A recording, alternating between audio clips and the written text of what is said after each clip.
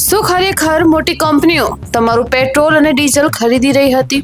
શું સામાન્ય લોકો માટે ઈંધણની અછત સર્જાઈ શકે છે? અને હવે મોદી સરકારે એવું શું મોટું પગલું ભર્યું કે સમગ્ર દેશમાં તેની ચર્ચાઓ થઈ રહી છે? આવો જાણીએ ખાસ અહેવાલોમાં। હું છું હિના સોલંકી અને તમે જોઈ રહ્યા છો રાહી ન્યૂઝ, જ્યાં સમાચાર માત્ર ઝડપથી નહીં પણ સત્ય સાથે પહોંચે છે। તો વાત એમ છે કે તાજેતરમાં સોશિયલ મીડિયા અને કેટલાક મીડિયા રિપોર્ટ્સ અનુસાર એવી હેડલાઇન્સ જોવા મળી કે કંપનીઓ લઈ ગઈ તમારું પેટ્રોલ અને ડીઝલ, મોદી સરકારનું મોટું એક્શન। પણ આખરે આ મામલો શું છે?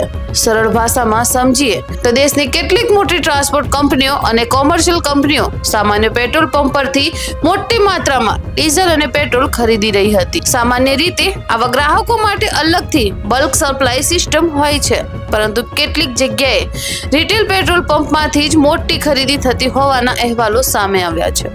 અને એટલે જ સરકારનું માનવું છે કે જો આવી સ્થિતિ સતત ચાલતી રહી તો કેટલાક વિસ્તારોમાં સામાન્ય લોકો માટે ઈંધણની ઉપલબ્ધતા પર અસર પડી શકે છે।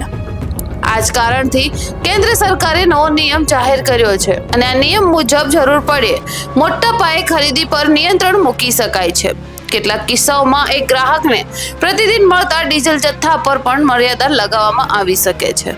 અને સરકારનો દાવો છે કે આ નિર્ણયનો હેતુ સામાન્ય નાગરિકને પેટ્રોલ અને ડીઝલની અછતથી બચાવવાનો છે અને ઈંધણની જમાખોરી અથવા ગેરવપરાશને રોકવાનો છે। હવે સૌથી મહત્વની વાત, જો તમે બાઇક, કાર કે અન્ય સામાન્ય વાહન ચલાવો છો તો તમને ચિંતા કરવાની જરૂર નથી। આ નિયમ સામાન્ય ગ્રાહકો માટે નહીં, પરંતુ મોટા પ્રમાણમાં ખરીદી કરનાર બલ્ક ગ્રાહકોને ધ્યાનમાં રાખીને લાવવામાં આવ્યો છે। એટલે કે હાલમાં સામાન્ય લોકો માટે પેટ્રોલ કે ડીઝલની સપ્લાયમાં કોઈ જ ફેરફાર નથી। સમાચારની ભીડમાં સાચી માહિતી મેળવવા માટે જોડાયેલા રહો રાહી ન્યૂઝ સાથે, કારણ કે અહીં અમે હેડલાઇન નહીં પરંતુ હકીકત બતાવીએ છીએ।